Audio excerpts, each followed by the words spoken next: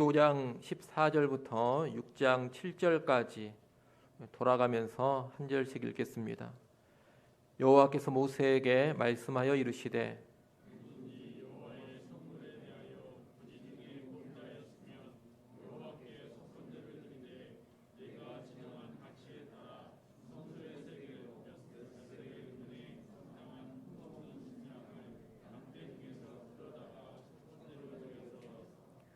성물에 대한 잘못을 보상하되 그것의 5분의 1을 더하여 제사장에게 줄 것이요 제사장은 그 속건제의 순양으로 그를 위하여 속죄한즉 그가 사함을 받으리라.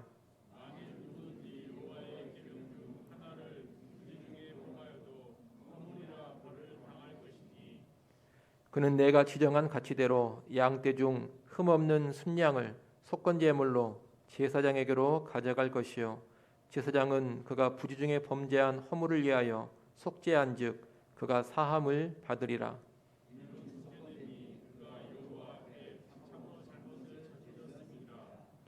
여호와께서 모세에게 말씀하여 이르시되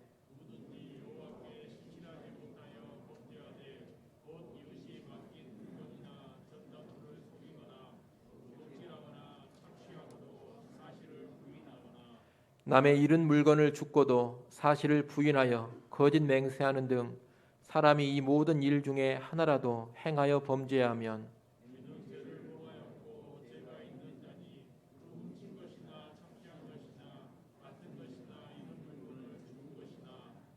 그 거짓 맹세한 모든 물건을 돌려보내되 곧 그 본래 물건의 5분의 1을 더하여 돌려보낼 것이니 그 죄가 드러나는 날에 그 임자에게 줄 것이요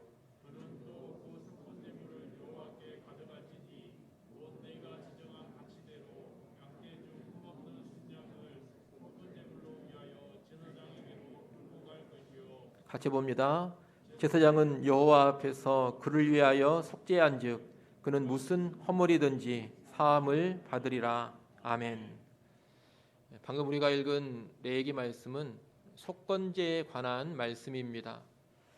속건제의 이 건자는 한자인데 한자어로 허물이라는 뜻을 가지고 있습니다. 허물 건자입니다. 그러니 이 속건제는 허물을 속하는 제사다 이렇게 말할 수 있겠습니다. 우리말로는 그렇게 바로 이해를 하면 되지만 본래 속건제로 번역된 히브리어 단어는 아샴이라는 단어입니다. 이 아샴이라는 단어는 배상이라는 뜻을 가지고 있습니다. 그래서 문맥에 따라서 배상 또는 배상물로 번역을 합니다. 그런데 이 아샴이라는 단어를 제사와 연관해서는 속건제로 번역을 하는 것입니다. 이 속건제의 특징이 바로 배상이기 때문입니다.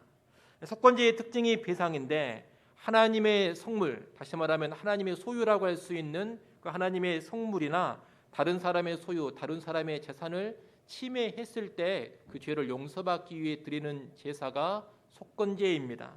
먼저 오늘 본문 5장 14절부터 5장 19절까지는 하나님의 소유를 할 수 있는 여호와의 성물에 대해 범죄했을 경우에 속건제를 가르쳐주고 있습니다. 여호와의 성물이라 했는데 이 여호와의 성물은 크게 두 부류로 나눌 수가 있습니다. 하나는 성소의 시설물과 비품들을 여호와의 성물이라고 합니다. 잘 아시는 지성소 안에 있는 언약궤나 성소 안에 있는 향단이나 떡상, 또 성막들에 있는 번제단을 비롯한 이런 성막의 각종 기구와 비품들을 다 뭐라고 부르느냐? 여호와의 성물이라고 부릅니다. 또 하나 여호와의 성물이 있는데 그것은 성소에 바쳐진 봉헌물을 가리킵니다.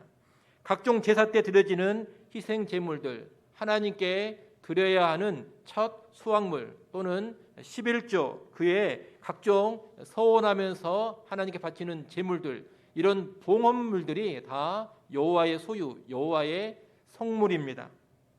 여호와의 성물이 이렇게 크게 두 부류라 그랬습니다. 성소에 있는 시설물과 비품들, 이것이 여호와의 성물이고 또 여호와께 바쳐진 모든 봉헌물이 여호와의 성물입니다. 이 두 부류의 여호와의 성물 가운데 오늘 본문에 먼저 14절부터 16절은 하나님께 바쳐진 봉헌물과 연관된 속건제를 말하는 겁니다. 15절 상반절을 한번 보십시오. 15절 상반절에 보면 누구든지 여호와의 성물에 대하여 부지 중에 범죄하였으면 여호와께 속건제를 드리되, 이렇게 되어 있습니다. 여호와의 성물에 대하여 부지 중에, 고의가 아닙니다. 실수나 연약함으로 인하여서 범죄를 했을 때 속건제를 드려라라고 명하고 있는데, 여기서 말하는 성물은 여호와 하나님께 드려지는 봉헌물을 가리키는 것입니다. 이 봉헌물들은 여호와 하나님의 소유로서 하나님의 재산이다, 이렇게 말할 수가 있겠습니다. 그런데 이 성물, 봉헌물을 침해할 경우에 속건제를 드려야 합니다. 그러면 여호와의 성물을 침해한다는 것이 무슨 의미입니까? 여러 가지 경우가 있겠습니다만, 첫 소산물에 수확물을 바치지 않는 일, 또 11조를 바치지 않는 일, 또는 제사장만이 먹을 수 있는 그 제물을 다른 일반인이 먹는 일, 이런 것들을 가리켜서 여호와의 성물을 범하는 일, 훼손하는 일이라고 말할 수가 있겠습니다. 이런 경우에 속건제를 드리려면 어떻게 드려야 되느냐? 먼저 제사장이 지정한 가치의 순양을 제물로 드리면서 죄를 속죄해야 됩니다. 동시에 침해한 것의 5분의 1, 다시 말해 20%를 더 추가로 해서 배상을 해야 합니다. 속건제를 드리려면 먼저 제사장이 지정한 가치의 순양을 드려야 한다고 말하고 있습니다. 우리가 속죄제도 배웠습니다. 속죄제도 배웠는데, 속죄제 같은 경우에는 속죄제를 드리는 사람이 흠없는 순양만 가지고 와서 제사를 드리면 됩니다. 어떤 순양이든지 간에 흠이 없기만 하면 속죄제를 드리는 그 사람이 아무런 순양이나 가지고 와서 드리면 된다는 겁니다. 그런데 이 속건제의 경우에는 그렇지가 않습니다. 제사장이 너는 얼마짜리 순양을 가지고 와라, 이렇게 가격을 정해준다는 겁니다. 그러면 속건제를 드려야 되는 사람이 제사장이 제시한 가격에 맞는 순양을 준비해서 가져와야 하는 겁니다. 이것은 속건제가 배상의 성격을 띠고 있기 때문입니다. 바쳐지는 제물에서부터 제사장이 벌금 비슷하게 얼마짜리 양을 가져와라, 이렇게 미리 지정을 해주는 겁니다. 그러니 속건제를 드리려는 사람은 일단 제사장이 지정한 그 가격에 맞는 순양을 준비해서 가지고 와야 됩니다. 그리고 그 순양을 제물로 바쳐야 됩니다. 근데 그것만 가지고 안 됩니다. 그와 더불어 또 무슨 일을 해야 하느냐? 침해한 여호와의 봉헌물에 5분의 1을 추가로 더하여서 그것을 성소에 바쳐야 하는 겁니다. 예를 들면 이렇습니다. 어떤 사람이 100만 원의 11조를 드려야 하는데 어떤 이유로 인해서 11조 드리는 것을 깜빡 잊어버렸습니다. 그럴 경우에 하나님께 바쳐야 하는 봉헌물, 여호와의 성물을 침해한 일, 훼손한 일, 그 죄가 되는 겁니다. 하나님의 성물에 대해서 범죄했다는 겁니다.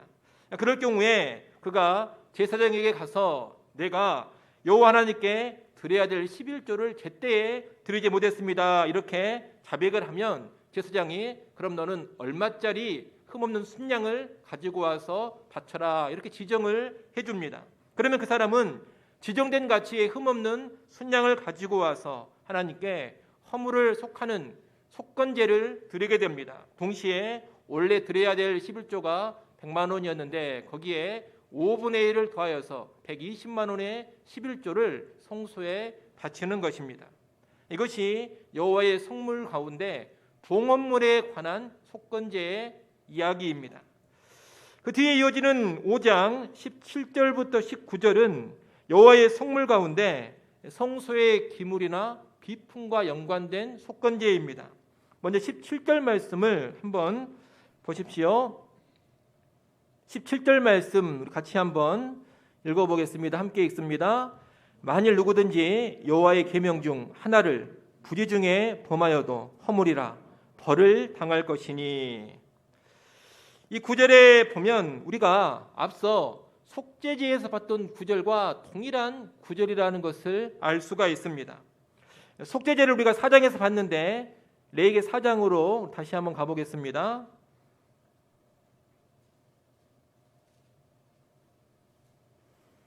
레위기 4장 2절 말씀 같이 한번 보겠습니다. 레위기 4장 2절 말씀 함께 읽습니다.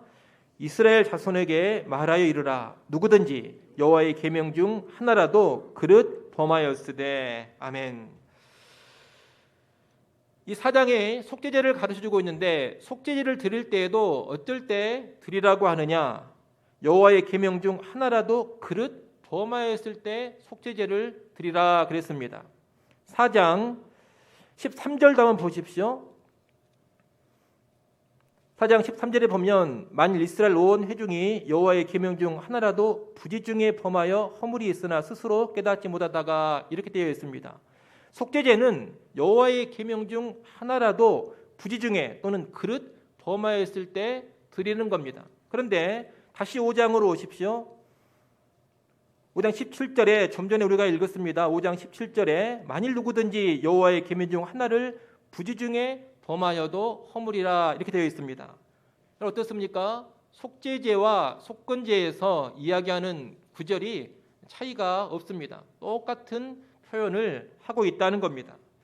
속죄제든 속건제든 다 어떤 죄를 지었을 때 드리는 것이냐? 둘 다 여호와의 계명을 부지 중에 어겼을 때 드리는 제사입니다. 그러면 4장의 속죄제와 이 5장에 있는 속건제가 무슨 차이가 있느냐? 우리가 이 자체만 봐서는 차이를 알 수가 없습니다. 문맥을 통해서 알 수밖에 없는데, 이 4장의 속죄제에서 다루는 여호와의 계명은 어떤 계명으로 우리가 이해할 수가 있느냐? 윤리, 도덕적인 계명으로 이해할 수가 있겠습니다. 예를 들어 도적질하지 말라, 거짓 증거하지 말라, 그런 명령입니다. 그런 윤리, 도덕적인 계명을 어겼을 경우에는 속죄제를 드립니다.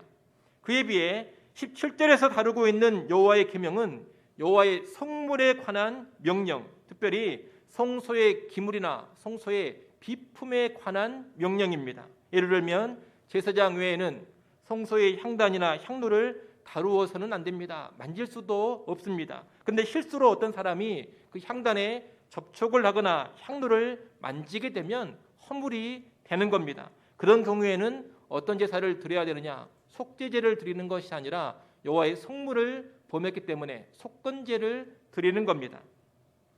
정리하면 일반적인 윤리, 도덕적인 계명을 어겼을 때에는 우리가 4장에서 봤던 속죄제를 드립니다. 그러나 여호와의 성물에 관한 계명을 어겼을 때에는 속건제를 드린다는 겁니다. 앞서 말씀드린 것처럼 17절부터 19절까지 말씀은 여호와의 성물 가운데 특별히 성소의 기물, 성소의 비품을 훼손한 경우에 속건제라 했습니다. 이때는 봉헌물을 침해한 속건제보다 좀 더 가볍게 드립니다. 봉헌물의 경우에는 어떻게 속건제를 드립니까? 제사장이 지정한 가치의 순양을 가지고 와서 제사를 드리고 드려야 될 봉헌물의 20%를 추가로 더해서 바쳐야 한다 했습니다. 그런데 성소의 기물이나 비품을 침해한 경우에는 순양으로만 속건제 제사를 드리면 됩니다. 이 경우에도 제사장이 지정한 가격에 해당되는 그 순양을 가져와야 합니다. 제사장은 성소의 기물이라든가 성소의 비품을 훼손한 정도를 파악해서 적절한 가격의 순양을 정해 줄 것입니다. 그러면 그 사람은 정해진 가격의 순양을 준비해 와서 속건제를 드리면 되는 겁니다. 여기에는 5분의 1, 무슨 20%를 추가로 해서 드리는 그런 규례는 없습니다. 지정한 가치의 순양만 바치면 사함을 받는 겁니다. 이상이 여호와의 성물에 대하여서 범죄했을 때 드리는 속건제의 규례입니다. 그 뒤에 이어지는 6장 1절부터 7절까지 말씀은 여호와의 성물이 아닌 다른 사람의 재산을 침해했을 때 드리는 속건제입니다. 2절, 3절, 6장 2절, 3절에 보면 그런 예들을 말하고 있는데 2절은 누가 맡긴 물건이라든가 전당물을 가로챘으면서도 여호와의 이름으로 맹세하며 사실을 부인한 일을 가리킵니다. 예컨대 맡은 물건을 내가 잃어버렸다 이렇게 거짓말하고서 자기가 취해버린다든가, 또 자기는 그런 물건을 맡은 적이 없다고 발뺌을 하거나, 또 나아가 어떤 물건을 맡긴 사람에게 어떤 압력을 가하면서 강탈하는 그런 행위들을 말하는 겁니다. 3절은 물건을 주운 뒤에 주운 적이 없다고 여호와의 이름으로 맹세하면서 시치미를 떼고 자기 것으로 삼아버리는 일을 말합니다.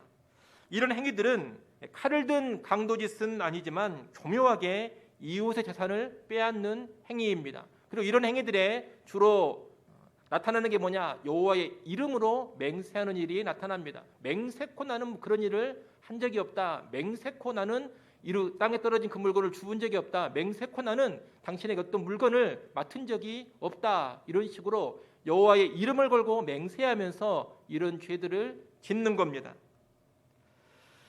이렇게 여호와의 이름으로 맹세하며 어떤 사람의 물건을 침해하는 이런 죄를 지었을 때 뭘 드리느냐? 속건제를 드리는 겁니다.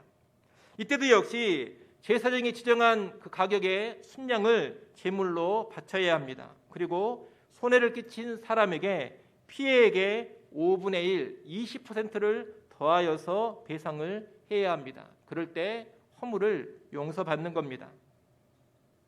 여기서 우리가 하나 짚고 넘어가야 될 것이 있습니다. 그것은 뭐냐면 기억을 못 하시겠습니다만 출애굽기 22장에 보게 되면 소나 양을 도둑질하고서 배상하는 그런 법이 나오는데 그곳의 법과 오늘 본문에서 이야기하고 있는 속건제의 법이 좀 다르다는 겁니다. 출애굽기 22장으로 우리 한번 가보겠습니다. 출애굽기 22장 1절 말씀을 한번 보십시오.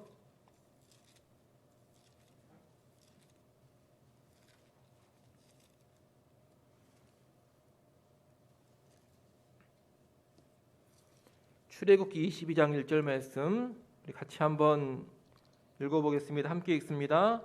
사람이 소나 양을 도둑질하여 잡거나 팔면 그는 소 한 마리에 소 5마리로 갚고 양 한 마리에 양 4마리로 갚을지니라. 아멘. 여기에서는 뭐라고 이야기하고 있습니까? 소나 양을 훔쳤을 경우에 소는 5배로 갚으라 그럽니다. 그리고 양은 4배로 갚으라고 합니다. 그런데 우리가 지금 보고 있는 레위기의 속건제에서는 뭐라고 이야기합니까? 피해를 끼친 것에 5분의 1, 20%만 더하여서 배상하라 그렇게 명령하고 있습니다. 그래서 차이가 있는데 이 차이는 무엇 때문이냐? 다른 차이가 아닙니다. 자수를 한 것이냐 아니면 범죄가 드러나서 잡힌 경우냐 그 차이를 말하는 겁니다. 출애굽기 22장에서 말하고 있는 율법의 규례는 도둑질을 하고서 숨기고 있다가 수사를 통하여서 그 죄가 드러나고 체포된 경우의 율법입니다. 그런 경우에는 소와 같은 경우에는 5배로 갚아야 되고 양 같은 경우에는 4배로 갚아야 하는 겁니다. 다시 오늘 본문으로 오십시오. 그에 비해서 속건제는 어쩔 때 드리는 것이냐? 잡힌 경우가 아닙니다. 내가 죄를 지었는데 스스로 제사장에게 와서 내가 그 전에 여호와의 이름으로 맹세하면서 거짓말 해가지고 남의 재산을 침해했는데 남의 재산을 내가 빼앗았는데 내가 그것이 죄인 줄로 깨닫고 이제 회개하고자 한다 이러면서 자백하며 나올 때 드리는 제사가 속건제고 그럴 때에는 얼마만 배상을 하면 되느냐? 피해를 끼친 것에 20%만 더하여서 배상을 하면 되는 겁니다. 이런 차이는 자수자에 대한 배려이기도 하면서 범죄한 자들이 스스로 회개하고 나오기를 촉구하는 그런 목적에서 만들어진 규례라고 말할 수가 있겠습니다. 이상이 속건제에 관한 규례였습니다. 그러면 여러분 이 속건제는 오늘날 우리에게 무엇을 가르쳐 주는 겁니까? 이 속건제를 통해서 오늘날 우리가 무엇을 도전받고 어떤 것을 적용할 수가 있겠습니까? 크게 두 측면에 적용을 해볼 수가 있겠습니다. 먼저 하나님과의 관계에서 이 속건제는 여호와 하나님의 소유를 침해하지 않아야 한다는 것을 가르쳐 줍니다. 구약의 관점에서는 마땅히 하나님께 드려야 될 봉헌물을 바치지 않으면 그것은 속건제를 드려야 될 죄가 됩니다. 예컨대 첫 수확물을 바쳐야 되는데 바치지 않는 것, 11조를 바쳐야 되는데 바치지 않는 것, 이것이 다 무슨 죄가 되느냐? 여호와의 성물을 침해한 죄가 된다는 겁니다. 그것이 죄로 간주되고 그 죄는 속건제를 드려서 해결을 해야 합니다. 우리가 지금 살고 있는 신약 시대에는 구약 시대처럼 여호와께 드리는 특별한 봉헌물이 정해져 있지는 않습니다. 여러 번 말씀드렸습니다만 신약 시대에는 11조가 반드시 드려야 된다 이렇게 정해진 의무 조항은 아닙니다. 또 신약 시대에는 첫 후선물을 반드시 바쳐야 된다 그런 의무적인 규정도 존재하고 있지 않습니다. 어떤 의무적으로 반드시 바쳐야 되는 그런 봉헌물이 존재하지 않는 시대, 자유를 누리는 시대가 분명히 이 신약 시대입니다. 하지만 신약 시대, 이 신약 성경이 분명히 가르치고 있는 것은 뭐냐? 우리가 가지고 있는 모든 물질은 여호와 하나님의 것이니 하나님의 뜻을 따라서 하나님의 영광을 위해서 사용해야 된다. 이것을 분명히 신약 성경이 가르쳐주고 있습니다. 사실 엄밀히 말한다면 신약 시대에는 예수 믿는 신자가 가지고 있는 모든 물질이 다 뭐가 되느냐? 여호와의 성물이 됩니다. 왜 그렇습니까? 신자들이 곧 성령의 전이기 때문이고 예수 믿는 신자들이 곧 왕같은 제사장들이기 때문입니다. 신자들이 곧 성전이요 신자들이 곧 제사장이기 때문에 신자들이 가지고 있는 모든 물질이 다 뭐가 되느냐? 여호와의 성물이 되는 겁니다. 그래서 신약의 성도들은 이것을 알고서 모든 물질의 주인이 하나님이라는 것을 인정하면서 하나님께 드릴 것을 드리는 삶을 살아야 합니다. 구약처럼 특정한 비율이 정해져 있는 것은 아니지만 하나님 앞에서 스스로 믿음의 결단을 하면서 나는 얼마를 드리겠노라 그렇게 작정을 하고 정한 작정이 있다면 반드시 드려야 한다는 겁니다. 또한 주신 물질이 다 성물이기 때문에 죄를 짓기 위해서 나의 욕망을 위해 함부로 사용하면 안 됩니다. 우리에게 주신 모든 물질을 주인 대신 하나님의 뜻에 합당하게 써야 되고 하나님의 영광을 위해 사용할 줄을 알아야 합니다. 그렇게 사는 것이 오늘날 신약 시대의 여호와의 성물을 제대로 대하는 모습입니다. 만약 그렇게 살지 않는다면 그것이 곧 뭐가 되느냐? 여호와의 성물을 훼손하는 죄가 되는 겁니다. 이를 잘 아시고 여러분 물질과 연관해서 하나님 앞에서 범죄하지 않기를 바랍니다. 그리고 혹시라도 내게 주신 물질을 사용하는 것과 연관해서 어떤 범죄함이 있다면 온전히 회개할 수 있기를 바랍니다. 회개하고 드릴 것을 드리는 삶, 또한 내 모든 물질을 하나님의 영광을 위해서 바르게 사용하는 삶으로 나아가야 합니다. 회개하고 그렇게 살아간다면 여호와의 성물을 범한 죄를 용서받는 속건제의 삶이 될 수가 있을 겁니다. 이 속건제를 또 사랑과의 측면에서 우리가 적용해 볼 수 있어야 합니다. 사랑과의 관계에서 이 속건제는 이웃에게 피해를 입힌 일이 있다면 그 피해를 입힌 일에 마땅히 배상해야 한다는 것을 가르쳐 줍니다. 여러분 내 죄로 인해 이웃이 어떤 손해를 입었다면 어떤 피해를 당했다면 최선을 다해서 그 손해 피해를 배상하고자 해야 합니다. 나는 하나님께 그 죄를 회개했으니 하나님은 다 용서해 주셨다 이렇게 말하면서 피해를 끼친 일에 대해서 무관심하면 안 된다는 겁니다. 그런 식의 회개는 결코 참된 회개가 아닙니다. 하나님께서 그 죄를 용서해 주셨다 확신할 수도 없습니다. 오늘 본문에서는 분명히 뭐라고 가르치고 있느냐? 피해를 배상하면서 여호와께 속건제의 제물을 바쳐야지만 사함을 받으리라 그렇게 말씀하고 있습니다. 그러니 여러분 이 죄라는 것을 절대 나와 하나님과의 영적인 관계로만 생각을 하지 마십시오. 하나님과의 관계에서 영적으로만 해결되면 다 처리되는 것처럼 생각하지 말라는 겁니다. 죄의 회개는 하나님과의 관계에서 영적으로만 이루어지는 것이 아니라 사람과의 사이에서 물질적인 처리, 물리적인 처리도 수반되어야 하는 경우가 있는 겁니다. 나 때문에 피눈물 흘린 사람이 있는데 그 피눈물 흘린 사람의 아픔과 피해는 무관심하면서 나는 회개했으니 다 용서받았다. 나는 회개했으니 아무런 문제가 없다. 이런 식의 생각을 해서는 안 됩니다. 내 죄로 인해 큰 손해를 당한 사람이 있는데 그 손해는 신경도 쓰지 않으면서 나는 하나님께 그 죄를 회개했으니 다 용서받았고 다 해결이 되어졌다. 아무런 책임질 것도 이제는 없다. 이렇게 생각하면 안 된다는 겁니다. 그런 회개는 진정한 회개, 참된 회개가 아닙니다. 하나님께서 그런 회개는 받지 않으십니다. 그런 회개는 죄사함, 죄 용서를 받지 못하는 겁니다. 내가 가한 피해에 대해서 정말로 가슴 아파하고 어떻게든 그 피해에 대해서 책임을 지고 최선을 다해 배상하고자 해야 그 회개가 진정성 있는 회개가 되는 것이고, 하나님은 그런 회개의 기도를 들으시고 그런 회개 가운데 우리의 죄를 용서해 주시는 겁니다. 여러분, 신약의 빌레몬서를 아실 텐데 그 빌레몬서에 보면 오네시모라는 노예의 이야기가 나옵니다. 바울이 로마 감옥에 갇혀 있을 때 이 오네시모라는 노예를 만나게 됩니다. 오네시모는 바울을 통해서 예수님을 믿게 되었는데 예수님을 믿은 후에 자신의 과거사를 바울에게 이야기합니다. 그는 빌레몬이라는 주인을 섬기던 노예였는데 주인 빌레몬의 돈을 훔쳐서 도망을 쳤던 겁니다.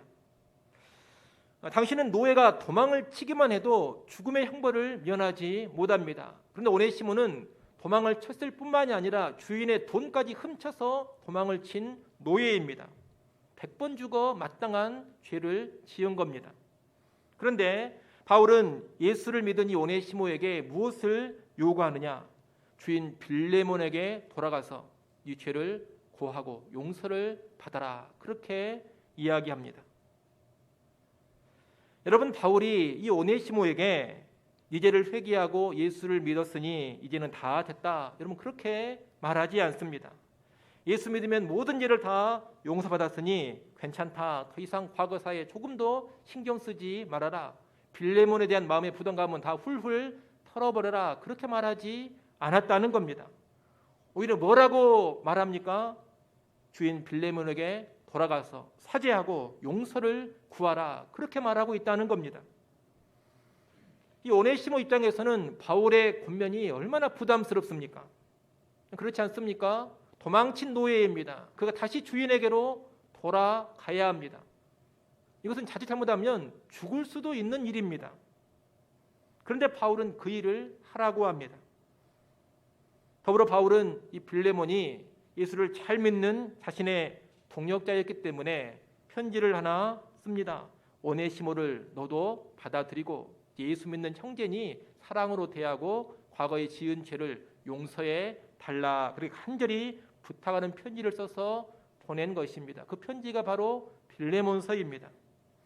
그 편지에 보면 바울은 뭐라고도 이야기하느냐? 오네시모가 빌레몬 너에게 손해를 끼친 것이 있다면 내가 배상할 용의도 있다, 그렇게까지 이야기합니다. 필요하다면 이 오네시모는 지금 돈이었기 때문에 대신에 내가 내 돈으로 네가 입은 피해를 배상해 주겠다, 이렇게 말하더라는 겁니다.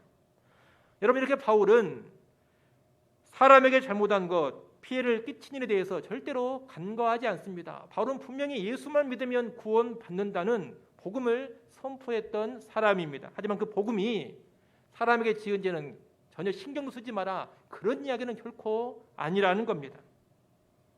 사람에게 피해 입힌 것을 확실히 처리하게 합니다.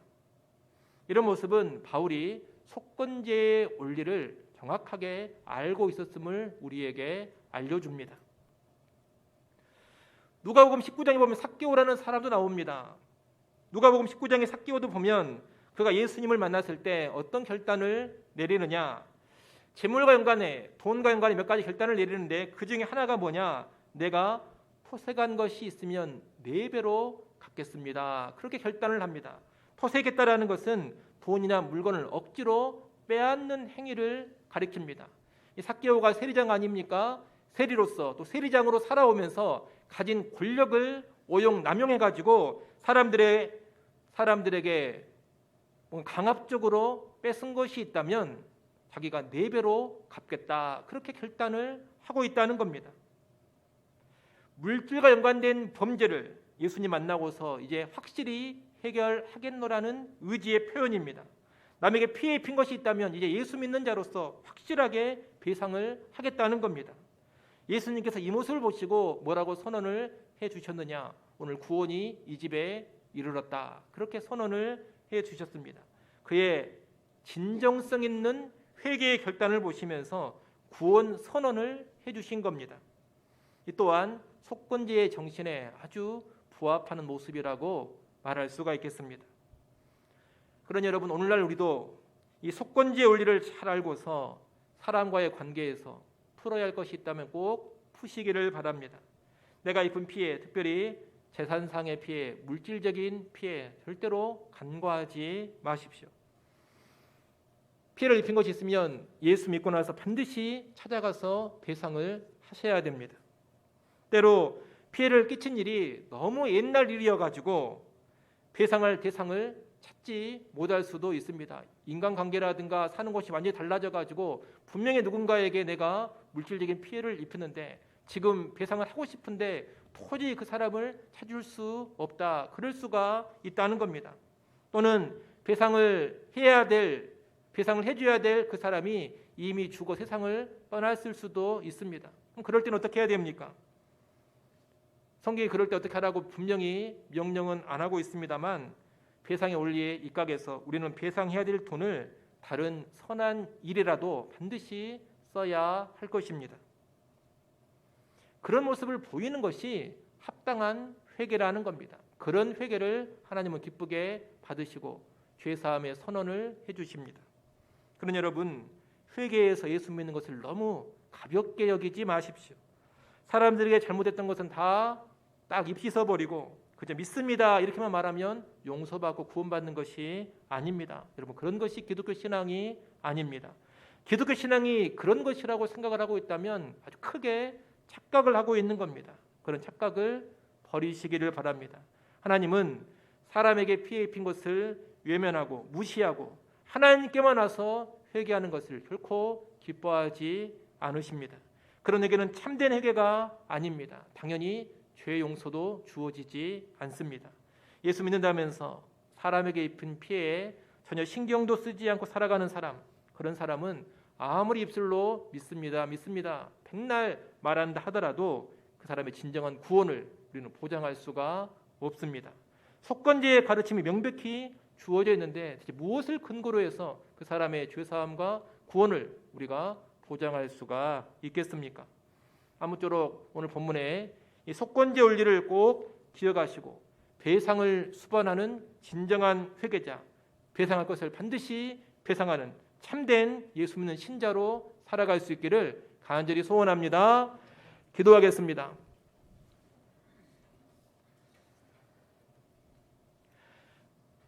하나님 아버지, 속건제에 관한 말씀을 보았습니다.